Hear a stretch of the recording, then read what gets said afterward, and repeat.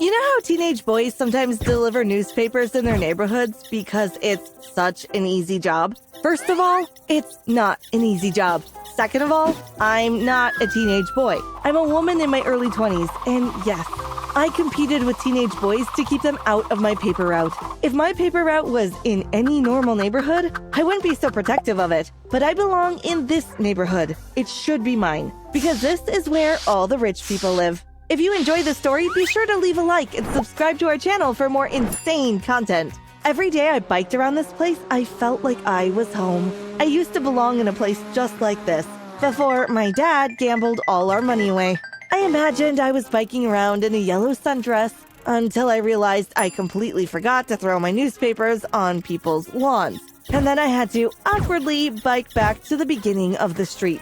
It's not like nobody's watching either, because all these rich old men love seeing a young woman biking around in front of their homes. I would have complained, but they did give me huge tips.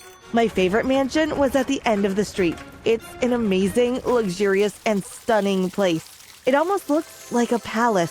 Sadly, the old man who lived there was the only one who never looked at me. Not even the one time I got off my bike and rang the doorbell to give him his newspaper. He was a crusty old man, but I wouldn't have minded dating him if it meant I could live in his mansion. I always scratched my head whenever I rode past that place, thinking of ways in which I could make it mine. One day, I saw the mansion's maid. It was super early in the morning, and she was rushing to work.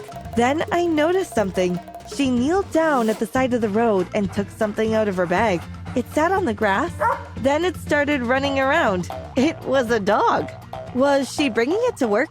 I knew a maid and a gardener had been fired from one of the mansions nearby for bringing their pets to work. I started paying a bit more attention to the mansion and the old man. One time I biked past, and the man was telling off his gardener for giving his front lawn the wrong fertilizer. He was really upset about it. His face looked like it was about to explode, and the gardener was shaking. That's how a plan began forming in my mind. I waited until the maid went into the mansion to work. Then I slowly got off my bike and walked through the side corridor that led from the front lawn to the backyard, where the gardening shed was. I heard a few little whimpers, and I knew I was right in my suspicions. The maid hid her dog in the shed every day, and then grabbed it on her way home. I could see the old man walking on his treadmill through the window, and I knew the workers were busy making everything perfect for him. I grabbed a shovel from the gardening shed and got to work. The lawn was so soft and delicate that it was incredibly easy to dig up holes and pull the bushes and flowers in some places out of the ground. The next step was releasing the little creature from the shed. I then bolted to the other side of the street and went about my paper route. Around 20 minutes later, I was back at the mansion, witnessing the old maid getting yelled at and fired by the man who looked like he was about to have a heart attack. I went straight home when I finished delivering my papers and put on one of the few dresses I kept from when I wasn't poor. I grew up rich, which had some advantages and some disadvantages when it came to becoming the old man's maid. I knew how to charm and be polite because I had to be the perfect, delicate, and sophisticated woman from my first word. The interview went famously, but then I realized I had to actually be a maid. I had a simple uniform, so clothes weren't an issue at all. The problem was, I grew up with maids. Do you think I ever learned to do as much as wash a dish? Of course not. I had to sneak off and watch an online tutorial on how to mop floors.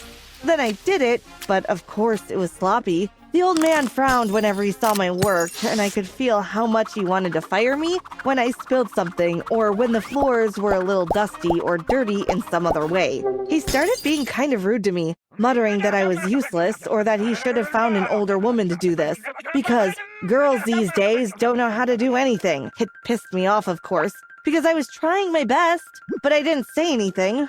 I didn't want to risk losing the privilege of even being inside this gorgeous mansion. When the old man was out on business trips or meetings, I used the pool, the tennis court, the library, and even his shower sometimes. It was risky, but it was thrilling. Not gonna lie. The old man still didn't like me, though, and I was pretty bad at my job. He was finally done with me when I messed up his coffee one morning. How do you mess up an espresso? All you had to do is push a button on the machine. He shouted at me. He had veins hopping out of his neck and his forehead. He looked like a rabid dog. I was surprised he wasn't foaming at the mouth. I'm leaving. I want you out of this house by the time I get back. And don't you dare show your face here again. He shouted while putting on his extremely expensive jacket and walking out of the dining room. I panicked. Damn it, what am I going to do? I can't go back to feeling poor, I thought. I paced around the kitchen, cleaning the counters, a habit I had developed to cope with stress. The only times the old man had been happy with my work was when my rent was due soon. I figured I should leave everything tidy, not for him, more for my ego. I was putting his clean suits in the closet when I noticed something. First, the place was huge. It was bigger than my entire apartment. The more important thing I noticed was that the walls were hollow and the vents were enormous. A light bulb turned on inside my head. I ran down to the kitchen and grabbed food that didn't need refrigeration. Then I grabbed my purse and all my stuff and some clothes I had stashed in the gym for when the old man wasn't home. I felt crazy while I did it, but I wasn't going to leave this beautiful place. I crawled into the vent, and that's where I stayed. My phone was charged, and I had a book with me, as well as food. If I couldn't work here, I was gonna live here, in the vents and spaces behind the walls. You're probably thinking, how did you not get bored? How did you have enough food? How did you survive living in vents? Well, I couldn't have done it without having worked for the man. I had his entire schedule memorized, and the only thing that ever changed was the occasional meeting. But that just gave me more time alone. I would walk around the house, get food, swim in the pool, and do all the stuff I used to do. Except now, I wasn't cleaning, and I wasn't getting paid. But how did I avoid the maids? I got them all fired. I knew exactly what the old man hated, so I sabotaged each and every one of the maids he hired.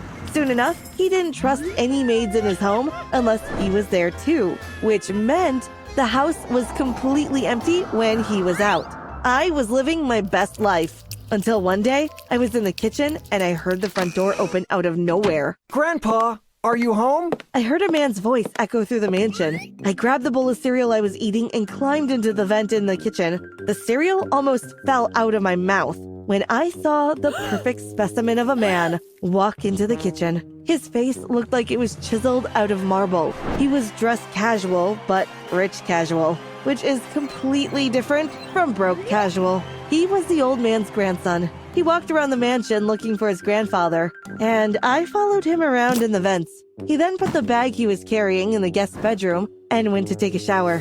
Of course, I didn't follow him there. That would have crossed a huge line. The old man came home later and they had dinner. Now this interested me. I climbed through the vents toward the one in the dining room and listened closely. How long will you be in town, kid? Asked the old man. I had never seen his features so calm and relaxed. He went from being a rabid chihuahua to a calm old pug. The young man, whose name I still didn't know, replied that he'd be there for a few months at least because he wanted to take a break after just having finished his PhD. I really wanted him here, but it kind of complicated the life I had going on here. You can stay as long as you want, Ricky, said the old man, putting his hand on his grandson's shoulder in a fatherly way. It was kind of adorable, but then I remembered this man was actually the devil. I watched Ricky every day. I got bored sometimes before he came, but now I had all the entertainment in the world, especially because he was super into movies, so I could watch a lot of them through the vents in the home theater. I loved everything I saw him do. He ate like 4 peanut butter and jelly sandwiches a day, and his laugh was so loud I could hear it even when I was in a vent all the way on the other side of the mansion. I started falling for him, and he was such a nice guy that I really wanted to talk to him. All I needed was for the old man to leave so I could get some time to charm Ricky in some way. God, even our names sounded great together. Erica and Ricky. Both grandson and grandpa went out one day, which was the perfect time for me to strike. I went into the old man's study and onto his computer. I had seen him put in his password countless times, so that was no problem. His email was full of important stuff. And you know what I did? I deleted everything. The worst was the newer emails that he hadn't checked, and some of them were pretty urgent. I listened closely in the vents as the old man got a call later and freaked out. Something had been messed up in one of his offices in Europe, so he had to go fix it. Don't worry about it, Gramps. I'll take care of the house, said Ricky, just as I expected. I recycled the same strategy I used on the grandpa. But this time, on the grandson, I put on some cute shorts and a nice casual top and applied for a job as the pool cleaner. I had the manners of a rich girl, but had developed this laid-back and goofy attitude from having to laugh at my problems when I became poor, which I knew would be refreshing to Ricky, because girls of our social class hardly joked around. He hired me after talking for like 2 hours about random stuff, but I didn't do much cleaning. He would come out and take a swim when I was about to start working, and then he'd ask me to join him or grab a bite to eat with him. I could tell he was into me, but I played hard to get. Soon enough, I wasn't the pool cleaner. I was his girlfriend. Just imagine for a second the face the old man made when he came back and saw me in his pool with his grandson. Now I didn't hide in the vents.